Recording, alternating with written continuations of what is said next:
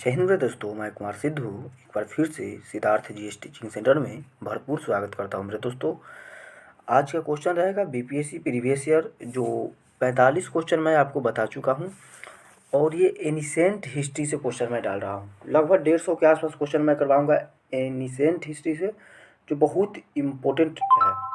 सभी क्वेश्चन ये बहुत इंपॉर्टेंट है। 1 नंबर क्वेश्चन को मैं स्टार्ट करता हूँ।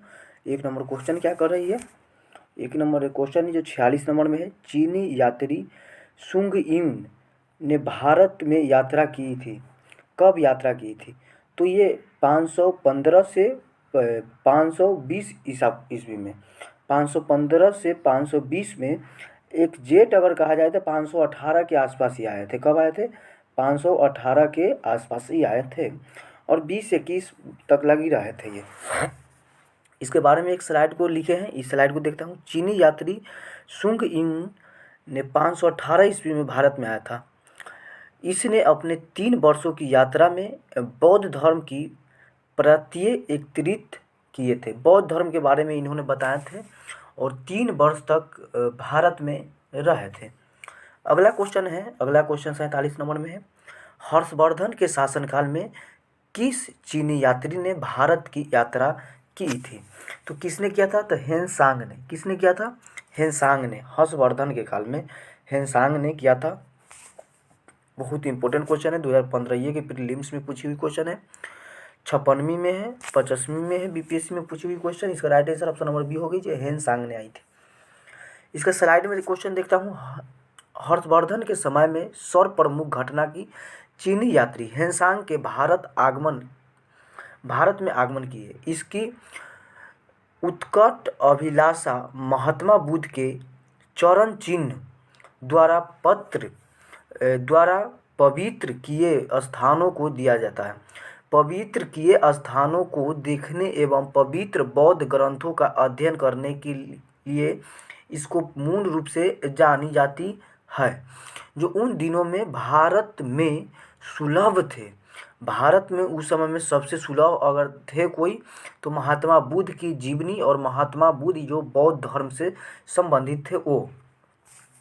इस उद्देश्य की पूर्ति हेतु उसने तांग शासकों का राजधानी चंगन का भारतवर्ष के लिए 629, ये ध्यान रखिएगा, 629 ईस्वी में प्रस्थान किया। अपनी भारत यात्रा के ऊपर उसने एक ग्रंथ लिखा जिसे सीयूकी कहा जाता है। सीयूकी ग्रंथ किसका है? सीयूकी ग्रंथ किसने लिखा था? तो हेनसांग ने लिखा था। किसने लिखा था? ये क्वेश्चन बहुत भी आई है। ये क्वेश्चन सीयूकी जो लिखी हुई है, पुस्तक लिखी है, जिसका राइटर कौन है, लेखक कौन है? तो हेनसांग ने लिखा है। किसने? हेनसांग ने। अगली नंबर क्वेश्चन को देखता हूँ। अगली नंबर क्वेश्चन 48 नंबर क्वेश्चन में दी गई है। 48 नंबर क्वेश्चन हमसे कह रही है, कुल्हन की पुस्तक का नाम क्या है? कुल्हन का पुस्तक का राजतरंगिणी नाम है। क्या है? राजतरंगिणी नाम है। इसका right answer option number D होगी। ये 53वीं 55वीं बीपीएससी 2011 दोनों में पूछी हुई क्वेश्चन है, बहुत ही इंपॉर्टेंट है। कुल्हन ने राजतरंगिणी की कश्मीर की इतिहास लिखा है। इस ग्रंथ की रचना कुल्हन ने जय सिंह जो 1127 से 1159 के शासनकाल में पूर्ण किया था और चंद्रगुप्त मौर्य के प्रधानमंत्री चाणक्य ने राजनीतिक शास्त्र का प्रसिद्ध ग्रंथ अर्थशास्त्र की रचना की थी। अर्थशास्त्र जो लिखी गई थी, जो पुस्तक लिखी गई है, वो राजनीतिक शास्त्र से संबंधित है और यहाँ के 1127 से 1159 के शासनकाल में वहाँ की शासन कहाँ की? कश्मीर के जय सिंह थे। ये बहुत इंपॉर्टेंट बन सकती है। और राजतरंगिणी नामक पुस्तक किसने लिखी थी?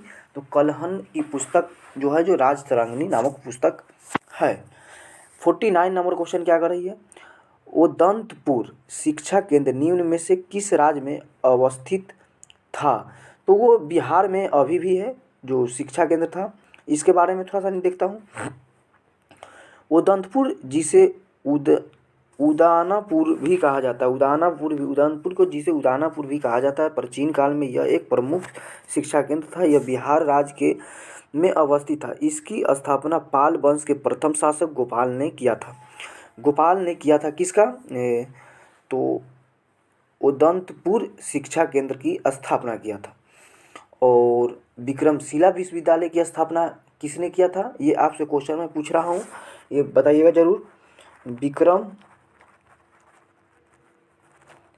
विश्वविद्यालय, शिला विश्वविद्यालय,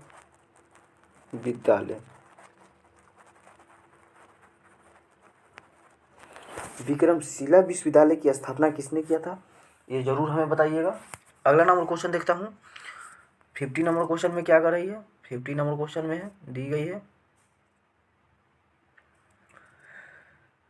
कर्नाट वंश का संस्थापक कौन थे? ये कर्नाट वंश पूछ रहा है। कर्नाट वंश के शासक कौन थे? तो न्याय देव था। कौन था? न्याय देव था। ये बहुत इंपॉर्टेंट है, जो पाल वंश के शासक के बाद आया था। क्वेश्चन एक पूछता है जो आपको मैं आगे बताता हूँ। 1 नंबर क्वेश्चन है, कर्नाट वंश के संस्थापक नान्यदेव था। कौन थे? नान्यदेव था, जो 1197 से 98 के बीच में ये आई थी। ये एक महान योद्धा थे। न्यायदेव ने कर्नाट की राजधानी सिमरावगढ़ बनाया था। सिमरावगढ़ राजधानी किसका था? तो कर्नाट की राजधानी कहाँ थे? तो सिमरावदेव था, सिमरावगढ़ था। कर्नाट वंश का शासनकाल 97 से 1325 ईस्वी तक था, जो मिथिला का स्वर्ण युग कहलाता है।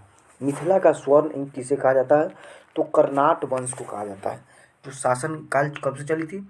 1197 से लेकर के 1325 के बाद आसपास चली थी। 1097 से लेकर के 1325 के आसपास चली थी। और इसी के तहत जो पाल वंश की समाप्ति हुई थी और कर्नाट वंश की स्थापना हुई थी। 51 नंबर क्वेश्चन में, कर्नाट वंश का अंतिम शासक कौन था? कर्नाट वंश का अंतिम शासक कौन था? तो श्याम हरि सिंह था। कौन था? हरि सिंह था। इसका right answer option number A होगी, जो हरि सिंह कर्नाट वंश के अंतिम शासक हरिदेव था सिंह थे। ये कला और साहित्य के महान संरक्षक थे। कला और संस्कृत के महान संरक्षक हरि सिंह थे। इन्होंने पंजी व्यवस्था की शुरुआत की थी। पंजी व्यवस्था की शुरुआत करने वाला अगर पहली शासक कोई थी तो हरि सिंह थे। किसने थे?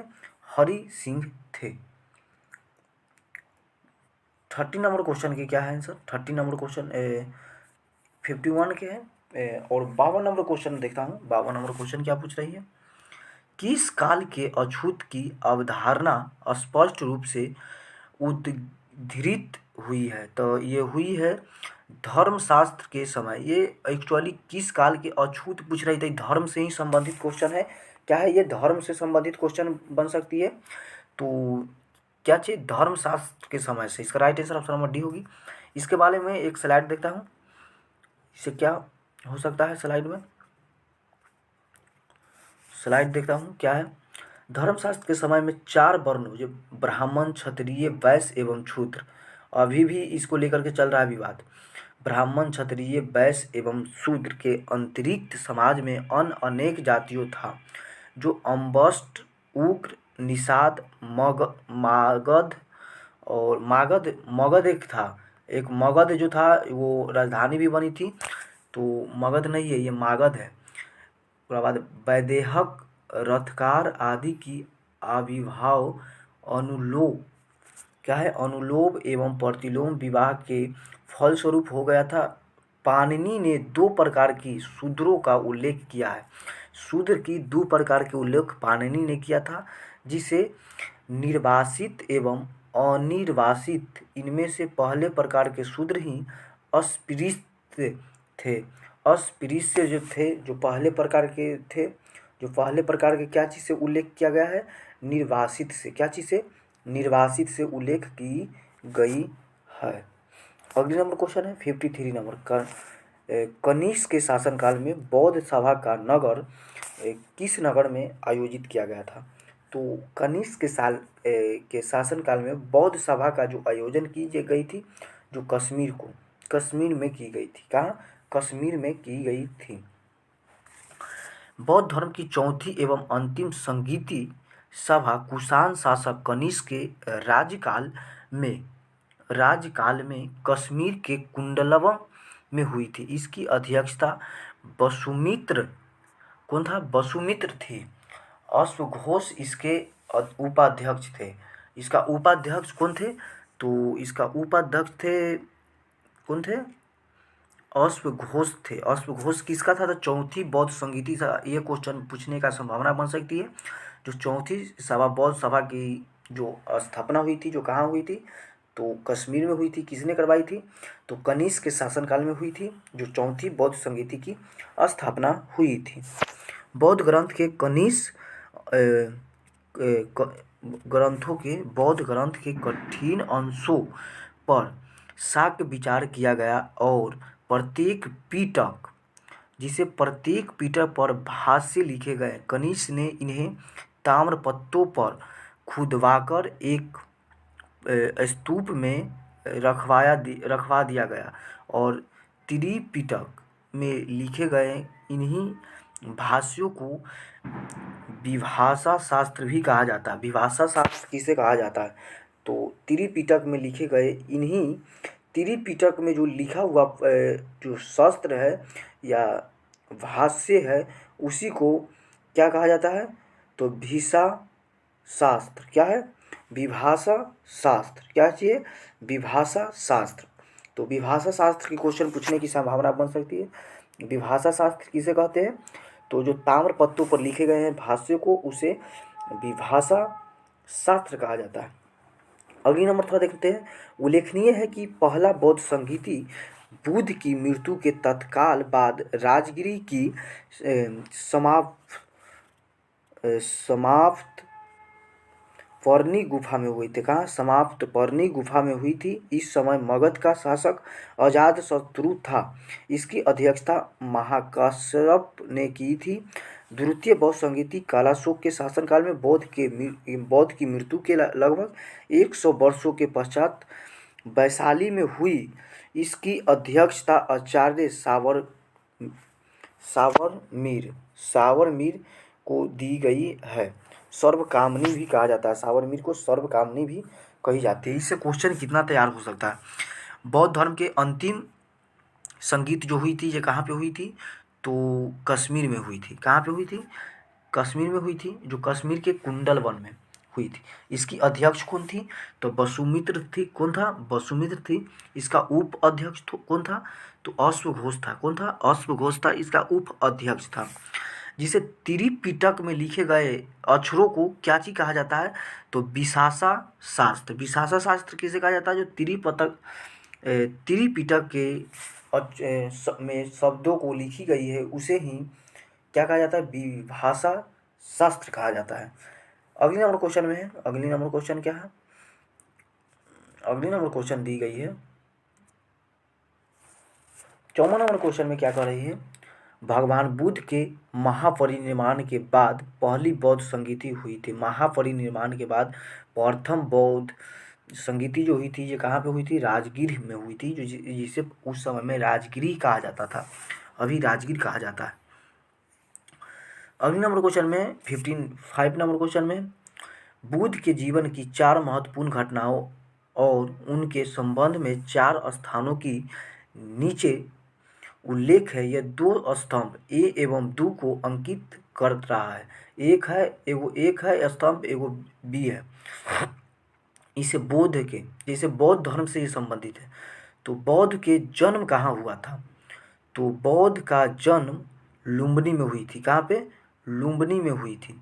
बौद्ध का जन्म लुम्बिनी में हुई थी। और ज्ञान की प्राप्ति कहाँ हुई थी? तो बोध गया में हुई थी। कहाँ पे हुई थी? बोध गया में हुई थी। दू के दू में सीधे मिला दो। और प्रथम प्रवचन कहाँ दिए थे? तो सारनाथ में दिए थे। कहाँ पे? सारनाथ में दिए थे। और निधन इनका कुशीनगर में हुआ था। तो ऑप्शन नंबर मिलाइए। 1 के 3 किसका है? 1 के 3, 1 के 1 है, ये नहीं होगा। 1 के 2 है, ये नहीं होगा। उपयुक्त में से सभी तो नहीं होगा। तो right answer option number C होगी। इसका right answer option number C होगी। अगला नंबर देखता हूँ। महात्मा बुद्ध का जन्म 563 ईसा पूर्व में कपिल वस्तु के निकट हुई थी, जो लुम्बिनी वन में हुआ था। जो बोध गया में वैशाख पूर्णिमा की रात को उन्हें ज्ञान की प्राप्ति हुई थी। इनका जन्म भी हुआ था पूर्णिमा के दिन ही हुआ था। काशी के ऋषिपतन, क्या है, काशी के ऋषिपतन जिसे सरनाथ में उन्होंने प्रथम उपदेश दिए थे, जो प्रथम उपदेश दिए थे उसे धर्मचक्र प्रवर्तन कहा जाता है। प्रथम उपदेश दिए उसे धर्मचक्र प्रवर्तन कहा जाता है। ये बीपीएससी यूपीएससी भी इस पर क्वेश्चन बनाए हुए हैं, तो इस क्वेश्चन को आप ध्यान में रखिएगा। ये ग्रुप डी से लेकर के और पीसीएस लेवल यूपीएससी लेवल तक की क्वेश्चन पूछा हुआ है।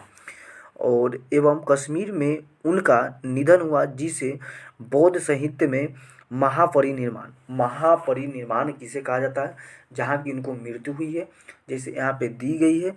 महापरिनिर्वाण कहाँ पे हुई है, इसके बारे में चर्चा की गई है। अगले नंबर क्वेश्चन में 56 नंबर क्वेश्चन क्या कर रही है। 56 नंबर क्वेश्चन बहुत इंपॉर्टेंट है। 56 नंबर क्वेश्चन को देखता हूँ।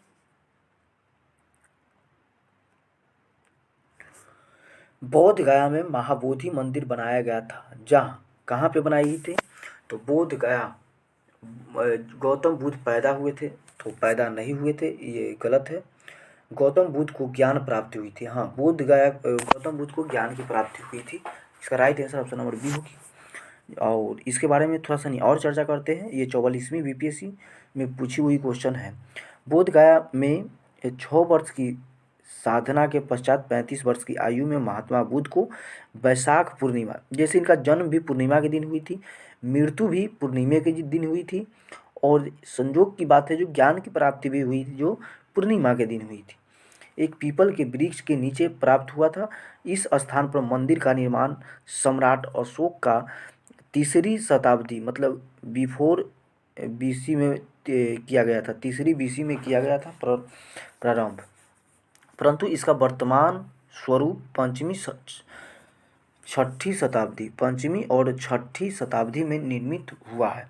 यह मंदिर पूरी तरह ईंटों से निर्मित है। वर्ष 2002 में यूनेस्को द्वारा यह विश्व धरोहर स्थल बना है। विश्व धरोहर स्थल किसको यूनेस्को द्वारा इसे विश्व का धरोहर बनाया गया है, जो 2002 में यूनेस्को ने इसके बोला था।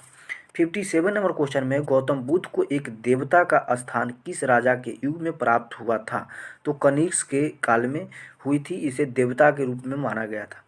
कनिष्क के शासनकाल में संपन्न चतुर्थ बौद्ध संगीति में बौद्ध धर्म के हीनयान एवं महायान नामक 2 स्पष्ट एवं स्वतंत्र संप्रदाय में विभक्त हुए थे। तो इनको सिंपल सी कहने का तात्पर्य ये है, जो चौथी बौद्ध संगीति कनिष्क के शासनकाल में हुई थी, और ये चौथी कहाँ पे हुई थी, तो जम्मू कश्मीर में हुई थी। और चौथी जो हुई थी उसमें बौद्ध धर्म 2 शाखाओं में बट गई थी।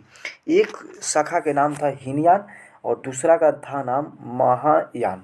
ये दोनों बहुत इम्पोर्टेंट है। एवं स्वतंत्र संप्रदाय में विभक्त हो गए थे। महायान शाखा में बुद्ध को देवता माना गया है। किसमें देवता माना गया है, तो महायान में। वो हीनयान एवं महायान में हुआ था, तो महायान में बुद्ध को देवता माना गया है तथा उनकी पूजा की जाने लगी। इसके साथ साथ अनेक बोधिसत्वों की भी पूजा प्रारंभ हुई थी। 58 नंबर क्वेश्चन क्या है। 58 नंबर क्वेश्चन क्या है, बहुत इंपॉर्टेंट है। 58 नंबर क्वेश्चन 58 नंबर क्वेश्चन में दी गई है, ईसा पूर्व 6ठी सदी में विश्व की प्रथम गणतंत्र व्यवस्था कहाँ हुई थी। ये तो आपको शायद पूरा दिल में है, जो अपना वैशाली में हुई थी। वैशाली में हुई थी। कहाँ पे हुई थी, तो लिच्छवी गणराज्य में। वैशाली के लिच्छवी गणराज्य को सबसे पहले स्वतंत्र किया गया था, जो विश्व में सबसे पहले किया गया था। ईसा पूर्व 6ठी शताब्दी में विश्व का प्रथम गणतंत्र व्यवस्था वैशाली में हुई थी, जो वस्तुतः 6ठी सदी के जहाँ महाजन पदों क्या चाहिए महाजन पदों में राजतंत्र शासन व्यवस्था थी, वहीं बज्जी तथा मल नामक 2 राज्यों में गणतंत्र शासन व्यवस्था प्रचलित की थी। जो बज्जी में 8 राज्यों का एक संघ था, जिसमें वैशाली के लिच्छवी सर्वाधिक शक्तिशाली था। तो वैशाली के लिच्छवी से हुई थी सबसे पहले जो बज्जी संघ के कुल की राज्य थी। अगला नंबर क्वेश्चन देखता हूँ, बहुत इंपॉर्टेंट है। 16 महाजन पदों की सूची उपलब्ध है। तो 16 महाजन पदों के जो किसमें है सूची जो उपलब्ध, इसके बारे में पूछ रहा है, तो महाभारत में। ये गलत है। अंगुत्तर निकाय, अंगुत्तर निकाय में होती है। इसका right answer option number B होनी चाहिए, जो अंगुत्तर निकाय। ये क्वेश्चन है जो 66वीं बीपीएससी में पूछी 46वीं बीपीएससी प्रीलिम्स 2003-4 दोनों में पूछी हुई क्वेश्चन है। और बौद्ध ग्रंथ, इसका एक स्लाइड थोड़ा सा नहीं पढ़ रहा हूँ, स्लाइड को देखिएगा आप लोग जरूर। स्लाइड में दिया गया है, जो स्लाइड में क्या दिया गया, बौद्ध ग्रंथ अंगुत्तर निकाय में षोडश महाजनपदों की चर्चा है। उपलब्ध में से इन्होंने 16 महाजनपद कहाँ कहाँ है इसको देखता हूँ। 1 में अंग, इसको अभी याद कीजिएगा, 1 में अंग, 2 में मगध, 1 में अंग, 2 में मगध, 3 में काशी, 4 में कौशल, 5 में बज्जी, 6 में मल और 7 में चेदी, 8 में वत्स, 9 में कुरु, 10 में पंचाल, 11 में मत्स्य, 12 में सूरसेन, 13 में अश्म और 14 में अवंती, 15 में गंधार और 16 में कंबोज। ये 16 महाजनपद है। ये 16 महाजनपद को आप जरूर याद रखिएगा, क्योंकि इससे क्वेश्चन पूछने की 100% संभावना बनती है। इस सभी महाजनपदों में एकमात्र महाजनपद अस्म, क्या चीज, असमक एकमात्र महाजनपद जिसे अकस्मक, जो दक्षिण भारत में स्थित था, जो जन्म सब में एकमात्र महाजनपद अस्म था, जो जन्म सब सूत्र के केवल 12 राज्यों से ही नाम मिलते थे। जैसे जैन ग्रंथ भागवती सूत्र में भी मिलती है और षोडश महाजनपद में सूची मिलती है, किंतु वहाँ नाम कुछ और भी है या विभिन्न प्रकार के दी गई है। 60 नंबर क्वेश्चन में है। 60 नंबर क्वेश्चन क्या कर रही है, 60 नंबर क्वेश्चन में दी गई है, बहुत इंपॉर्टेंट है 60 नंबर क्वेश्चन। 60 नंबर क्वेश्चन कर रही है, नालंदा विश्वविद्यालय की स्थापना किसने किया था, तो गुप्त ने किया था, कुमार गुप्त ने किया था। इसका पूरा नाम है कुमार गुप्त, जो गुप्त वंश के शासक थे। नालंदा विश्वविद्यालय की स्थापना कुमार गुप्त ने किया था। इसको लिख देते हैं पूरा नाम, कुमार गुप्त ने। नालंदा एक विख्यात बौद्ध पीठ एवं विश्वविद्यालय था। नालंदा जो था, जो एक विश्वविद्यालय के रूप में था, यह दक्षिण बिहार में राजगीर के निकट स्थित था। इसके ध्वंसेश 12 गांव ग्राम में दूर तक आज भी बिखरे हुए हैं। 5वीं शताब्दी में मध्य गुफाओं, क्या चीज, मध्य गुप्तों के समय में नालंदा विश्वविद्यालय अस्तित्व में आया और सर्वप्रथम कुमार गुप्त प्रथम ने नालंदा बौद्ध विहार को दान दिया और बाद में बुधगुप्त, तथागत गुप्त तथा बालादित्य नामक गुप्त शासकों ने भी इस विहार की दान किए थे। जैसे ये सब कुमार गुप्त जो स्थापना किए थे, लेकिन बुधगुप्त और सब बच्चे जो बहुत ज़्यादा विख्यात किए, आगे की ओर बढ़ाने की कोशिश किए। सिंपल सी बात ये है। 61 नंबर क्वेश्चन क्या करती है, 61 नंबर, नालंदा विश्वविद्यालय किसके लिए प्रसिद्ध था, तो बौद्ध धर्म के दर्शन के लिए प्रसिद्ध था। यह बौद्ध धर्म के दर्शन के अध्ययन के लिए विश्व प्रसिद्ध थे। उसी के अध्ययन के लिए चीनी यात्री हेनसांग यहाँ आया था। हेनसांग जो आया था, जो बौद्ध ग्रंथ की शिक्षा ग्रहण करने के लिए कौन आया था, तो चीनी यात्री हेनसांग आया था। कब आई थी, तो 18 में आई थी। ये इम्पोर्टेंट है, इसको जरूर याद रखिएगा। और अगला नंबर क्वेश्चन है, मध्यकालीन भारत में मनसबदारी व्यवस्था क्यों लागू हुई थी, तो क्यों हुई थी लागू, इसके बारे में सैनिकों को सुगमता से भर्ती हेतु, सैनिकों को सुगमता से भर्ती के लिए ये लाई गई थी, जो मध्यकालीन भारत में बहुत इम्पोर्टेंट था। ये जो मनसबदारी व्यवस्था लाई गई थी, इसके बारे में थोड़ा सा नहीं चर्चा करता हूँ, स्लाइड थोड़ा सा चेंज करता हूँ। मनसबदारी व्यवस्था एक विशिष्ट प्रशासनिक व्यवस्था थी, जिसका प्रचलन मुगल शासक अकबर द्वारा किया गया था। मनसब द्वारा 3 बातें निर्धारित होती थी, जो एक पदाधिकारी व वरीयता क्रम और 2 था वेतनमान तथा 3 था सैनिक उत्तरदायित्व। सैनिक उत्तरदायित्व में मनसबदार को अपने मनसब के अनुसार सैनिकों को रखना पड़ता था, अपने मनसब के अनुसार सैनिकों को रखना पड़ता था।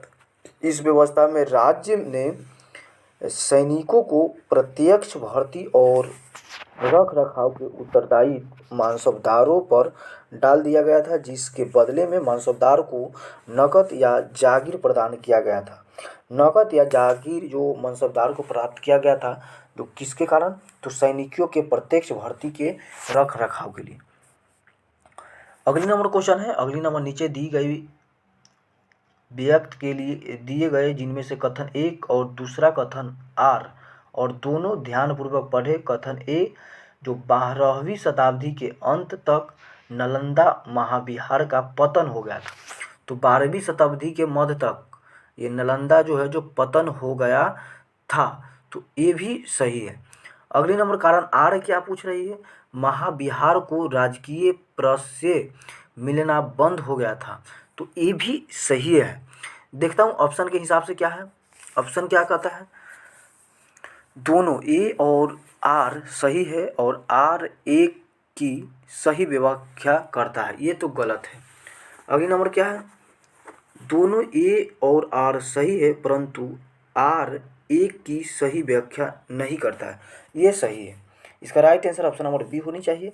जो आगे की ओर देखता हूँ,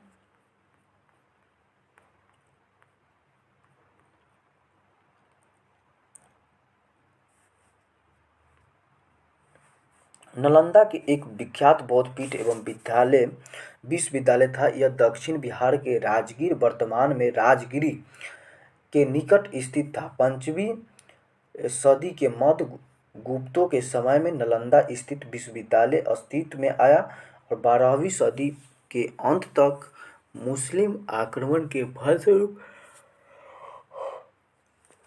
फलस्वरूप महाविहार का पतन हो गया और बंगाल के पाल शासकों द्वारा विक्रमशिला विश्वविद्यालय को संरक्षण देने के फलस्वरूप नालंदा का महत्व पूर्ण घटने लगे। अगला नंबर क्वेश्चन है 64 नंबर क्वेश्चन में है, जो बहुत इंपॉर्टेंट हमें समझते लगता है। प्रथम मगध साम्राज्य का उत्कर्ष किस शताब्दी में हुई थी? तो किस शताब्दी में हुई थी मेरे भाई? तो ईसा पूर्व 6ठी शताब्दी में हुई थी। कब हुई थी?